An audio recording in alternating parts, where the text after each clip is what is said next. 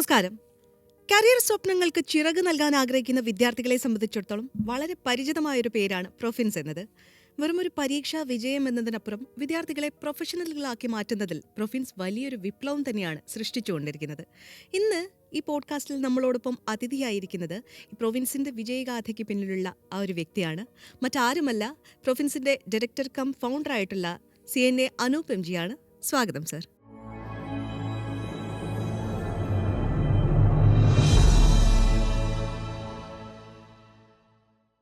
Science എടുത്ത് പഠിക്കുന്ന ഒരു വിദ്യാർത്ഥിയെ സംബന്ധിച്ചിടത്തോളം നമ്മളിപ്പം ആ ഒരു +2 ലെവലിലെ തന്നെ അവരെ നമ്മൾ മോൾഡ് ചെയ്തെടുക്കുന്നുണ്ട്. എൻട്രൻസ് കോച്ചിങ് ആണെന്നുണ്ടെങ്കിലും ആ ഒരു പ്രൊഫഷണൽ കോഴ്സിലേക്ക് പോകാനുള്ള ഒരു ബേസ് ആ ഒരു +1 +2 സമയത്ത് തന്നെ കൊടുക്കുന്നുണ്ട്. പക്ഷെ ഒരു കൊമേഴ്സ് എടുക്കുന്ന ഒരു വിദ്യാർത്ഥിയെ സംബന്ധിച്ചിടത്തോളം അങ്ങനെ ഒരു ഓപ്ഷൻ ഇല്ല അല്ലേ? അപ്പോൾ അവർക്ക് എന്താണ് സാറിനൊരു അഡ്വൈസ് കൊടുക്കാനുള്ളത്?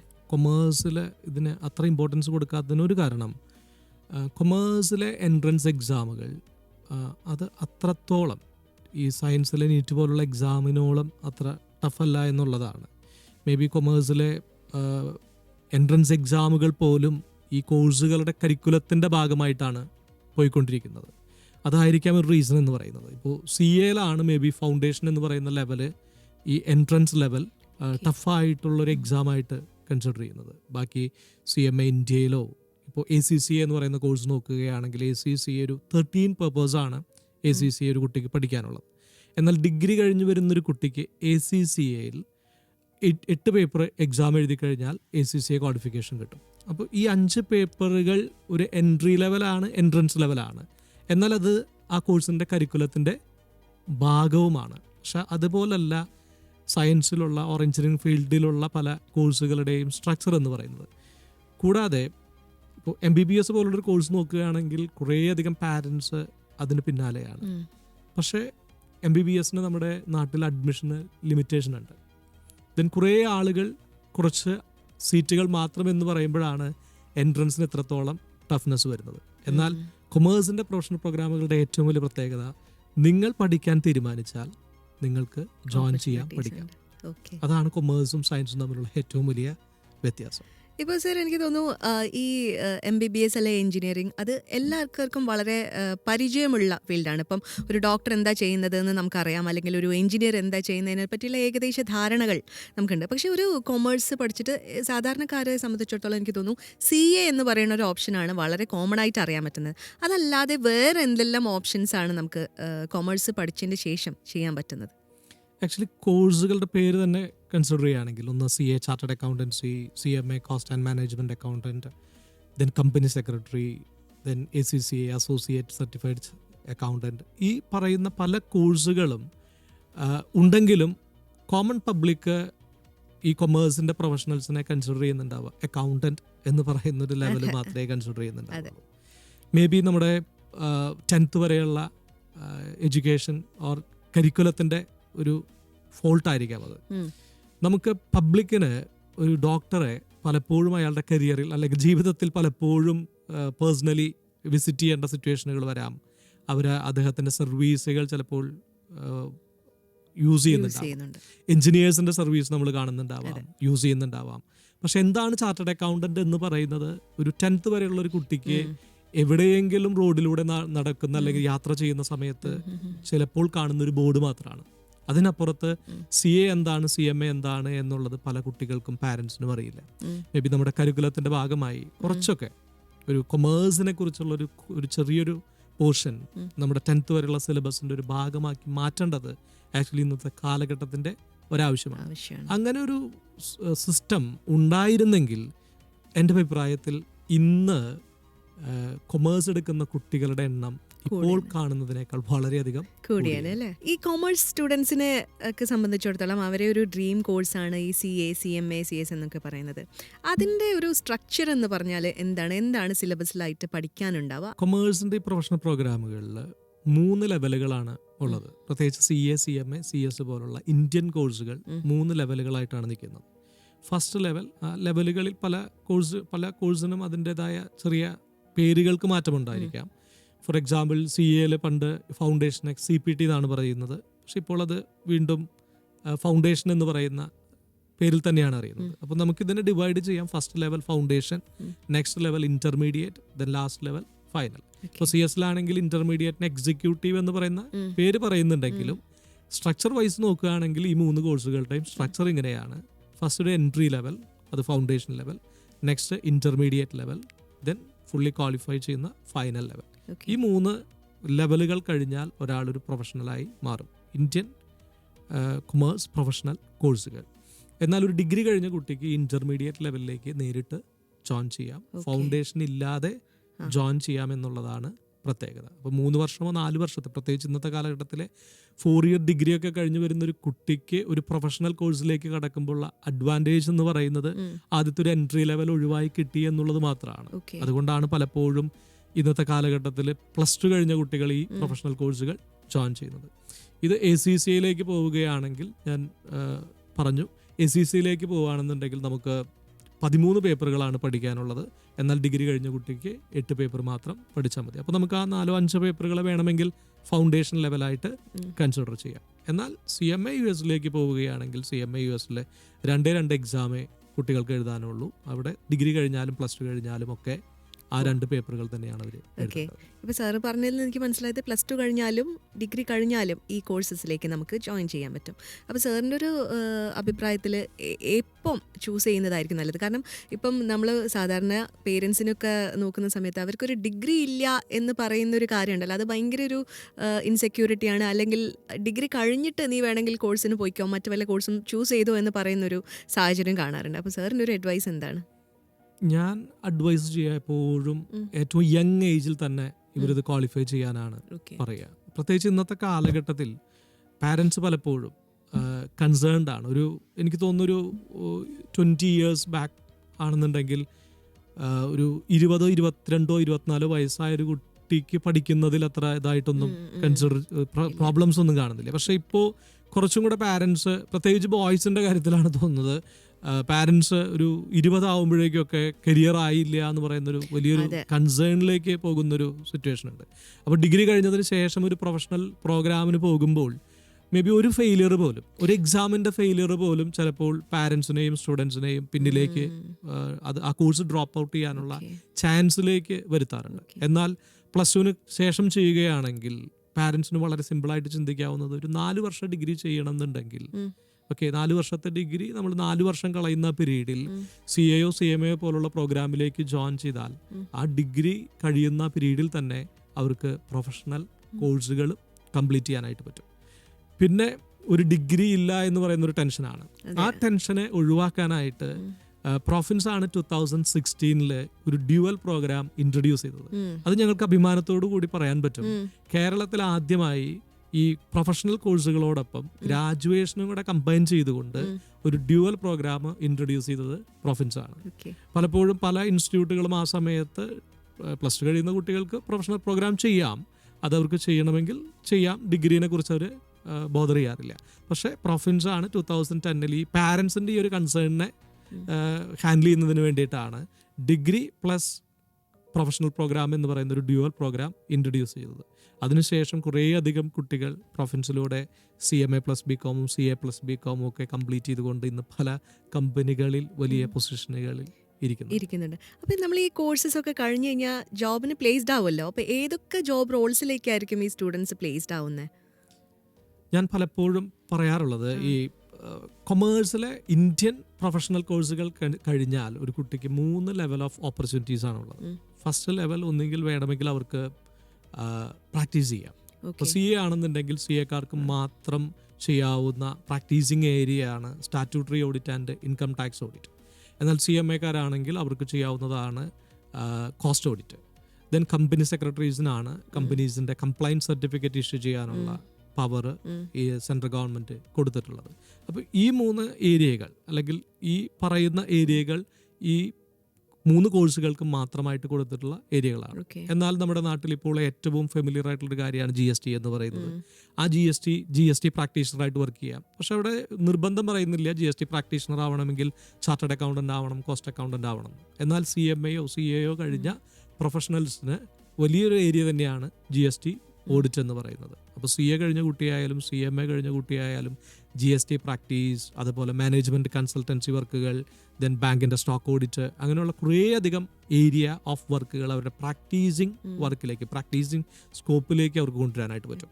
ഇനി അതല്ല, സ്വന്തമായിട്ട് പ്രാക്ടീസ് ചെയ്യാനുള്ള താല്പര്യമില്ല, കാരണം സ്വന്തമായൊരു പ്രാക്ടീസിങ് സ്റ്റാർട്ട് ചെയ്യുക എന്ന് പറയുന്നത് ആക്ച്വലി ഒരു ബിസിനസ് സ്റ്റാർട്ട് ചെയ്യുന്നത് പോലെ ഒരു ടെൻഷനുള്ള കാര്യമാണ്. കാരണം നമുക്ക് ഇൻഡിവിജ്വലി എക്സൽ ചെയ്യാൻ പറ്റിയാൽ മാത്രമേ നമ്മുടെ പ്രാക്ടീസിങ്ങിൽ നമുക്ക് മുന്നോട്ട് പോകാൻ പറ്റൂ. പക്ഷെ വേണമെങ്കിൽ കുട്ടികൾക്ക് ജോബിലേക്ക് കിടക്കാം. കുറേയധികം സ്ഥാപനങ്ങൾ ഈ പറയുന്ന പ്രൊഫഷണൽസിനെ വെയിറ്റ് ചെയ്തുകൊണ്ടിരിക്കുകയാണ്. അത് മേ ബി ഫിനാൻഷ്യൽ മാനേജർ എന്നുള്ള പോസ്റ്റിലേക്കോ ഫിനാൻഷ്യൽ അനലിസ്റ്റ് എന്നുള്ളതിലേക്കോ, ഈവൻ ഏറ്റവും ടോപ്പ് കമ്പനിയുടെ ഏറ്റവും ടോപ്പ് ലെവലുള്ള CFO പോലുള്ള പോസ്റ്റുകളിലേക്ക് കമ്പനീസ് പലപ്പോഴും റിക്രൂട്ട് ചെയ്യുന്നുണ്ടാവുക CA പോലുള്ള പ്രൊഫഷണൽസിനെ ആയിരിക്കും. ദെൻ അതല്ല, ഇന്ന് വളരെയധികം ആൾക്കാർ സെലക്ട് ചെയ്തിട്ടുള്ള ഏരിയയാണ് ഫാക്കൽറ്റി ആയിട്ട് വർക്ക് ചെയ്യുക എന്നുള്ളത്. CA പോലുള്ള പ്രൊഫഷണൽ, ACCA പോലുള്ള പ്രൊഫഷണൽ കോഴ്സുകൾക്ക് കോച്ചിങ് കൊടുക്കുന്ന സ്ഥാപനങ്ങളിൽ ഫാക്കൽറ്റി ആയിട്ട് വർക്ക് ചെയ്താൽ തന്നെ വലിയൊരു ഇൻകം ഏൺ ചെയ്യാനുള്ളൊരു ഓപ്പർച്യൂണിറ്റി കുട്ടികൾക്കുണ്ട്. ഇനി പലപ്പോഴും ഇന്നത്തെ ഒരു ജനറേഷൻ്റെ പ്രത്യേകത, അവർക്ക് ഇന്ത്യക്ക് പുറത്തേക്ക് പോകാനുള്ള ആഗ്രഹങ്ങൾ കൂടുതലുള്ള ആൾക്കാരാണ്. അവർക്ക് സെലക്ട് ചെയ്യാവുന്നതാണ് ഇതിൻ്റെ തന്നെ ഫോറിൻ വേർഷനുകളായിട്ടുള്ള, ഇപ്പോൾ CAയുടെ UK വെർഷൻ ആയിട്ടുള്ള ACCAയോ, CMA ഇന്ത്യയുടെ US വെർഷൻ ആയിട്ടുള്ള CMA USO സെലക്ട് ചെയ്യാവുന്ന. അപ്പോൾ അതിന് സിലബസിന് മാറ്റം ഉണ്ടാവും. അതായത് ഇന്ത്യൻ CMA ഇന്ത്യ എന്ന് പറയുമ്പോൾ CMA USA എന്നൊക്കെ പറയുമ്പോൾ സിലബസിന് വലിയ രീതിയിലുള്ള മാറ്റം ഉണ്ടാവും. സിലബസിന് മാറ്റം ഉണ്ടാവും. കാരണം ഇപ്പോൾ അക്കൗണ്ടിങ് എന്ന് പറയുന്ന ഒരു പ്രൊഫഷൻ്റെ മെയിൻ പേപ്പേഴ്സ് ആണ് accountancy, costing, management accounting, financial management പോലുള്ള പേപ്പറുകൾ. ഈ പേപ്പേഴ്സ് CMA ഇന്ത്യയിലും CMA US ആയാലും ACC ആയാലും ഒക്കെ ഒരു സ്റ്റുഡൻറ്റ് കവർ ചെയ്യുന്നുണ്ടാവും.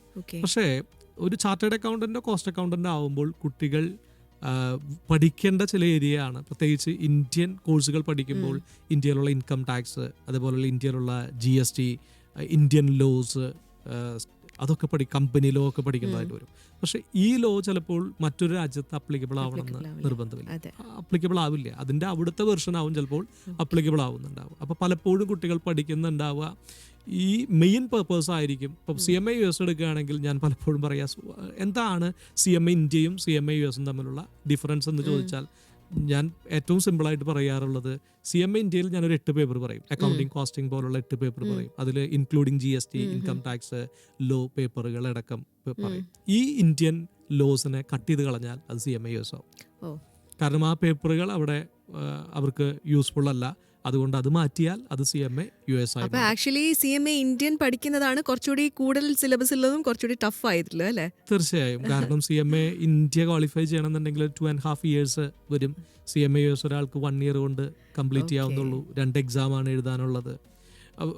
ഇപ്പോൾ ഒരു കുട്ടി ഏത് കോഴ്സ് സെലക്ട് ചെയ്യണമെന്നൊരു ചോദ്യം ചോദിച്ചാൽ CA മുതൽ CMA US എന്നാണ് ഞങ്ങൾ പറയുക. അതായത് നിങ്ങൾ എടുക്കാൻ ആഗ്രഹിക്കുന്ന ടഫ്നെസ്സിനെ ഡിപ്പെൻഡ് ചെയ്തുകൊണ്ട് ഏറ്റവും ടഫായിട്ടുള്ള CA മുതൽ, എന്നാൽ സിലബസിൽ ഏറ്റവും കോണ്ടന്റ് കുറവായിട്ടുള്ള ഏറ്റവും ഷോർട്ട് പീരീഡുള്ള CMA US വരെ ഏത് പ്രൊഫഷണൽ പ്രോഗ്രാം സെലക്ട് ചെയ്യണം എന്നുള്ളൊരു സ്റ്റുഡൻറ്റിന് തന്നെ ചിന്തിക്കാം. സാറ് നേരത്തെ പറഞ്ഞ ആൻസറിൽ നിന്ന് എനിക്ക് മനസ്സിലായത്, ഈ കോഴ്സസ് ഒക്കെ പഠിച്ചു കഴിഞ്ഞ് ഒരാൾ പ്ലേസ്ഡ് ആകുമ്പോൾ അത് ആ കമ്പനീൻ്റെ ഒരു ഫിനാൻഷ്യൽ ഡിപ്പാർട്ട്മെൻറ്റ് എന്ന് പറയുമ്പോൾ ആ കമ്പനീനെ സംബന്ധിച്ചിടത്തോളം തന്ത്രപ്രധാനമായിട്ടുള്ള ഒരു ഡിപ്പാർട്ട്മെൻറ്റാണ്. അപ്പോൾ അവിടെ ജോലി ചെയ്യുക എന്ന് പറഞ്ഞാൽ അതിനനുസരിച്ചുള്ള റെസ്പോൺസിബിലിറ്റി ഒക്കെ ഉള്ളൊരു പൊസിഷനിലായിരിക്കും നമ്മൾ. സോ അതിന് നമ്മൾക്കൊരു പ്രാക്ടിക്കൽ നോളജ് എന്നുള്ള കാര്യം വളരെ ഇമ്പോർട്ടൻ്റ് അല്ലേ? അത് പ്രൊവിൻസ് പ്രൊവൈഡ് ചെയ്യുന്നുണ്ടോ? തീർച്ചയായും. ഇപ്പോൾ നമുക്ക് CA, CMA, CS പോലുള്ള കോഴ്സുകളുടെ ഒരു സ്ട്രക്ചർ തന്നെ ഓൾറെഡി നമ്മൾ പറഞ്ഞു, ഫൗണ്ടേഷൻ, ഇൻ്റർമീഡിയറ്റ്, ദെൻ ഫൈനൽ. ഈ ഇൻ്റർമീഡിയറ്റിനും ഫൈനലിനും ഇടയിൽ ഇൻസ്റ്റിറ്റ്യൂട്ട് തന്നെ കരിക്കുലത്തിൻ്റെ ഭാഗമായി ഒരു ആർട്ടിക്കിൾഷിപ്പ് ഓർ ട്രെയിനിങ് പറയുന്നുണ്ട്. ആ ട്രെയിനിങ് ചെയ്തുകൊണ്ട് വേണം കംപ്ലീറ്റ് ചെയ്തതിന് ശേഷം മാത്രമേ അവർക്ക് ഫൈനൽ എക്സാം എഴുതാനായിട്ട് സാധിക്കുകയുള്ളൂ. എന്നാൽ ACCയോ CMA US പോലുള്ള പ്രൊഫഷണൽ പ്രോഗ്രാമുകളിൽ കരിക്കുലത്തിൻ്റെ ഭാഗമായി ട്രെയിനിങ് ഇല്ല.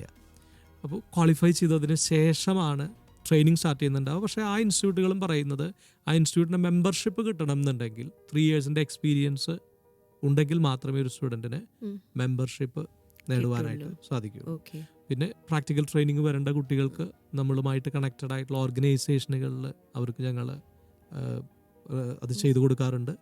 അത് CA ആയാലും CMA ആയാലും ഒക്കെ അവർക്ക് വേണ്ട പ്രാക്ടിക്കൽ ട്രെയിനിങ്ങിന് വേണ്ടിയിട്ടുള്ള ഹെൽപ്പ് പ്രൊഫിൻസ്. ഇതോടൊപ്പം തന്നെ നമുക്ക് വേണ്ടൊരു കാര്യമാണ് പേഴ്സണൽ സ്കിൽസ്, അതിൽ അല്ലേ, കമ്മ്യൂണിക്കേഷൻ, അങ്ങനത്തെ കാര്യങ്ങളൊക്കെ വളരെ ഇമ്പോർട്ടൻ്റ് ആണ് ഈ ഒരു ഫീൽഡിൽ ജോലി ചെയ്യുന്നുണ്ടെങ്കിൽ. അപ്പോൾ അതിനും കൂടെ ഉള്ളൊരു ഹെൽപ്പും കൂടെ പ്രൊഫിൻസിൻ്റെ ഭാഗത്തുനിന്ന് ഉണ്ടാവാറുണ്ട്. തീർച്ചയായും.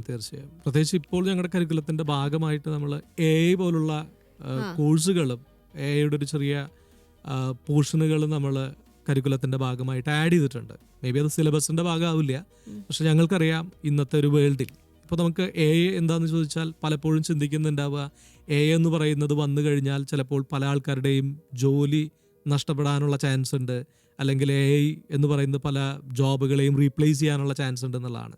പക്ഷെ ഞങ്ങൾ AI പലപ്പോഴും കാണുന്നത് AI എന്ന് പറയുന്നത് ഇവരുടെ ജോലി ഈസി ആക്കാനുള്ളൊരു മാർഗമാണ്. അപ്പോൾ ഒരു AI എന്ന് പറയുന്ന ഒരു ഏരിയയും കൂടെ കവർ ചെയ്തിട്ടുള്ള ഒരു പ്രൊഫഷണൽ അയാളുടെ ജോബ് കുറച്ചും കൂടെ ഈസി ആക്കുകയും ജോബ് മാർക്കറ്റിൽ അയാളെ കുറച്ചും കൂടെ വെല്ലായിട്ട് പ്ലേസ് ചെയ്യാനുള്ള ഒരു ഓപ്പർച്യൂണിറ്റിയാണ് ഈ കരിക്കുലത്തിലൂടെ കുട്ടിക്ക് സാധിക്കുക. സാർ, ഇനിയിപ്പം ഈ കോഴ്സസ് ഒക്കെ ചൂസ് ചെയ്യാൻ വേണ്ടിയിട്ട് ഒരു ഏജ് ലിമിറ്റ് ഉണ്ടോ? അല്ലെങ്കിൽ ഇപ്പം ഒരു ഏതെങ്കിലും ഒരു കരിയറിൽ ജോലി ചെയ്യുന്ന ഒരാൾ, അവർക്ക് നമ്മൾ കരിയർ സ്വിച്ച് ചെയ്യണം എന്ന് വിചാരിക്കുന്നു, അപ്പോൾ അവർക്കും പഠിച്ച് കരിയർ സ്വിച്ച് ചെയ്യാനുള്ളൊരു ഓപ്ഷൻ ഉണ്ടോ? തീർച്ചയായും. അതിൻ്റെ ഏറ്റവും വലിയ എക്സാമ്പിളാണ് ഞാൻ 25-26 വയസ്സുള്ളപ്പോഴാണ് CMAക്ക് ജോയിൻ ചെയ്യുന്നത്. ഞാൻ പലപ്പോഴും പറയുന്നൊരു കാര്യമാണ്, എൻ്റെ കരിയർ തന്നെ എടുത്തു കഴിഞ്ഞ് കഴിഞ്ഞാൽ ഇനീഷ്യൽ പീരീഡിലുള്ള ഇത് മുഴുവൻ വളരെ മോശമായിട്ട് പഠിച്ചു പോയിട്ടുള്ള ആളാണ്. 10th പാസ്സാവുന്നത് 54% മാർക്ക്, +2 45, ഡിഗ്രി 47, 2 years കൊണ്ട് കംപ്ലീറ്റ് ചെയ്യേണ്ട PG കംപ്ലീറ്റ് ചെയ്തത് 4 years കൊണ്ടാണ് കംപ്ലീറ്റ് ചെയ്തത്. പക്ഷെ ഒരു ഏജ് എത്തിയ സമയത്ത് 25-26 എത്തിയ സമയത്ത് എനിക്ക് മനസ്സിലായി, വിദ്യാഭ്യാസമാണ് ഒരു നോർമൽ ഫാമിലി എന്നുള്ളൊരു സ്റ്റുഡൻറ്റിന് ഏറ്റവും ഇമ്പോർട്ടൻ്റ് ആയിട്ടുള്ള കാര്യമെന്ന് പറയുന്നത്. മേ ബി നമുക്ക് ലൈഫ് രക്ഷപ്പെടാൻ 2 മാർഗ്ഗങ്ങളുണ്ട്. ഒന്നെങ്കിൽ വീട്ടിൽ ഫണ്ട് വേണം, ഫിനാൻസ്, ഓക്കെ, നമുക്കൊരു ബിസിനസ് സ്റ്റാർട്ട് ചെയ്യാം. അതല്ലാന്നുണ്ടെങ്കിൽ നമുക്ക് നല്ല എഡ്യൂക്കേഷൻ വേണം. പക്ഷെ നിർഭാഗ്യവശാൽ ഞാൻ തിരിഞ്ഞു നോക്കുമ്പോൾ ഞാൻ പഠിച്ചതൊക്കെ വളരെ മോശമായിട്ടായിരുന്നു. പക്ഷെ അവിടെ 25-26 വയസ്സിൽ ഞാൻ തീരുമാനിക്കുകയാണ്, ഇനി ഞാൻ പഠിക്കുകയാണ്, എനിക്കൊരു കരിയർ സെറ്റ് ചെയ്തേ പറ്റും. അങ്ങനെയാണ് ഞാൻ CMAക്ക് ജോയിൻ ചെയ്യുന്നത് തന്നെ. പക്ഷേ 2009 CMA ക്വാളിഫൈ ചെയ്തത്, ഞാൻ CMA ക്വാളിഫൈ ചെയ്തത് ഓൾ ഇന്ത്യ 12th റാങ്കിലാണ്. അപ്പോൾ ഞാൻ പഠിച്ചു, എൻ്റെ കരിയർ ഞാൻ മാറ്റി. അപ്പോൾ ഇത് തന്നെയാണ് എല്ലാ കുട്ടികൾക്കുള്ള അഡ്വൈസ് എന്ന് പറയുന്നത്. ഇതിനൊരു ഏജ് ലിമിറ്റ് ഇല്ല. മേ ബി അത് തന്നെയാണ് കൊമേഴ്സിൻ്റെ ഏറ്റവും വലിയ പ്രത്യേകത എന്ന് പറയുന്നത്. നിങ്ങൾക്ക് ഏത് ഏജിലും നിങ്ങൾക്ക് ചിന്തിക്കാവുന്നതാണ്. പക്ഷേ ഒരു കാര്യം മാത്രം നിങ്ങൾ മൈൻഡിലിടുക, ഒരു സക്സസ് എന്ന് പറഞ്ഞാൽ എന്താണ് എന്ന് ചോദിച്ചു കഴിഞ്ഞാൽ പലരും പറയുക സക്സസ് എന്ന് പറയുന്നതിൻ്റെ ഫോർമുല എന്ന് പറയുന്നത് ഹാർഡ് വർക്കാണെന്നാണ്. പക്ഷേ എൻ്റെ അഭിപ്രായത്തിൽ സക്സസിൻ്റെ ഫോർമുല എന്ന് പറയുന്നത് നെവർ ഗീവ് അപ്പ് തന്നെയാണ്. ഒരിക്കലും വിട്ടുകൊടുക്കാതിരിക്കുക എന്ന് പറയുന്നത് തന്നെയാണ് ചെയ്യേണ്ടത്. അതുതന്നെയാണ് CMA പോലുള്ള പ്രൊഫഷണൽ പ്രോഗ്രാം ചെയ്യുന്ന ഒരു കുട്ടിയും അയാളുടെ പാരൻസും ചിന്തിക്കേണ്ട ഒരു കാര്യം. ഞാനൊരു CMA ചെയ്യുന്നൊരു കുട്ടിയോട് പലപ്പോഴും പാരൻസിനോടടക്കം പറയുന്നൊരു കാര്യമുണ്ട്. ഒരു CMAയുടെ ഇൻ്റർമീഡിയറ്റ് കഴിയാൻ ഒരു കുട്ടിക്ക് 1.5 വർഷമാണ് എടുക്കുക, 1.5 years. എന്നാൽ ഒരു കുട്ടി ഒരു കരിയർ ബിൽഡ് ചെയ്യണമെന്നുണ്ടെങ്കിൽ, കൺവെൻഷണൽ സിസ്റ്റത്തിൽ പോകുകയാണെന്നുണ്ടെങ്കിൽ ഒരു 4 to 5 years എടുക്കും. ഒരു MCOM കംപ്ലീറ്റ് ചെയ്ത് വരണമെന്നുണ്ടെങ്കിൽ, പഴയ സിസ്റ്റം ആണെങ്കിൽ 5 years എടുക്കും. ഈ 5 years കഴിഞ്ഞ് MCOM കഴിഞ്ഞ് പുറത്തിറങ്ങുന്ന ഒരു കുട്ടിക്ക് ഒരു ജോബിനുള്ള ഓപ്പർച്യൂണിറ്റി നമ്മുടെ നാട്ടിൽ ഇന്നില്ല. എന്നാൽ 1.5 വർഷം കൊണ്ട് ഇൻ്റർമീഡിയറ്റ് കഴിഞ്ഞൊരു വ്യക്തി ഒരു 4-5 PG കഴിയുന്നതിനേക്കാൾ വാല്യൂ ഉണ്ട്. ഒരു പ്രാവശ്യം തോറ്റാൽ എന്താ എന്ന് ചിന്തിക്കാനുള്ളൊരു മനസ്ഥിതി കുട്ടിക്കും പാരൻസിനും ഉണ്ടെങ്കിൽ ഇന്ന് നമ്മുടെ നാട്ടിൽ അത്രയധികം പ്രൊഫഷണൽസുകൾ വരും. കാരണം 6 മാസം കൂടുമ്പോഴാണ് CAയുടെയും CMAയുടെയും എക്സാമുകൾ നടക്കുന്നത്. ഒരു പ്രാവശ്യത്തെ ഫെയിലിയർ ഉണ്ടായാൽ ഡ്രോപ്പ് ചെയ്യുന്നവരാണ് മെജോറിറ്റി ഓഫ് സ്റ്റുഡൻസും പാരൻസും. ഓക്കെ, അതിന് പകരം 5 വർഷത്തിൽ 10 പ്രാവശ്യം എക്സാം എഴുതാനുള്ള ടൈം ഉണ്ടല്ലോ എന്ന് ചിന്തിച്ചു തുടങ്ങിയാൽ ഒരാളൊരു 5 times ഒരു എക്സാം എഴുതാൻ തീരുമാനിച്ചാൽ പഠിക്കുന്ന കുട്ടി എന്തായാലും പാസ്സായിരിക്കും. അപ്പം അങ്ങനെ ചിന്തിക്കുന്നിടത്താണ് പ്രൊഫഷണൽസുകൾ വരിക. അപ്പോൾ കുട്ടികളോടുള്ള എൻ്റെ അഡ്വൈസ് എന്ന് പറയുന്നത് പാരൻസിനോടുള്ള അഡ്വൈസും, പലപ്പോഴും പാരൻസ് ഒരു പ്രാവശ്യം തോറ്റു കഴിഞ്ഞ് കഴിഞ്ഞാൽ കുട്ടികളെ ബ്ലെയിം ചെയ്യും. ഒന്നാമത് പാരൻസ് പറയുന്നൊരു വാക്ക് തന്നെ, നിന്നോട് ആരെ കോഴ്സ് എടുക്കാൻ പറഞ്ഞത്, ഇതാണ് ചോദിക്കുക. ഓക്കെ, അങ്ങനെ ഒരു ചോദ്യം ഒരിക്കലും കുട്ടികളോട് പാടില്ല. അവരോട് പറയേണ്ട ഒറ്റ കാര്യമുള്ളൂ, ഇതാണ് നിൻ്റെ ലൈഫ്, ഇത് പാസ്സായാൽ മാത്രമേ നിൻ്റെ ജീവിതം രക്ഷപ്പെടുള്ളൂ. അപ്പോൾ എത്ര ടൈം എടുത്തിട്ടായാലും ഇത് പാസ്സാവുക എന്ന് പറയുന്നതാണ് ഒരു കുട്ടിക്കുള്ള അഡ്വൈസ് എന്ന് പറയുന്നത്. Never give up. ഓക്കെ, എനിക്ക് തോന്നുന്നു പേരൻസിനും കുട്ടികൾക്കും ഒരുപോലെ ഉപകാരപ്രദമായൊരു സെഷനായിരുന്നു ഇത്. ഈ ഒരു കോഴ്സിൻ്റെ അനന്തമായ സാധ്യതകളെ കുറിച്ചൊക്കെ സാർ വളരെ വിശദമായി തന്നെ സംസാരിച്ചു. എനിക്കതിൽ ഏറ്റവും ഇൻസ്പയറിംഗ് ആയിട്ട് തോന്നിയത് സാറിൻ്റെ ഒരു പേഴ്സണൽ എക്സ്പീരിയൻസ് അത് പറഞ്ഞതാണ്. വളരെ വിദ്യാർത്ഥികളെ സംബന്ധിച്ചിടത്തോളം വളരെ ഇൻസ്പയറിംഗ് ആയിട്ടുള്ളൊരു സ്റ്റോറി കൂടിയായിരുന്നു. എന്തായാലും ഫ്യൂച്ചറിലേക്കും കുട്ടികൾക്ക് വളരെ വലിയ നല്ല അവസരങ്ങൾ തുറന്നു കൊടുക്കാൻ വേണ്ടി പ്രൊഫിൻസിനും സാറിനും സാധിക്കട്ടെ എന്ന് ആശംസിക്കുന്നു. വളരെ നന്ദി സാർ.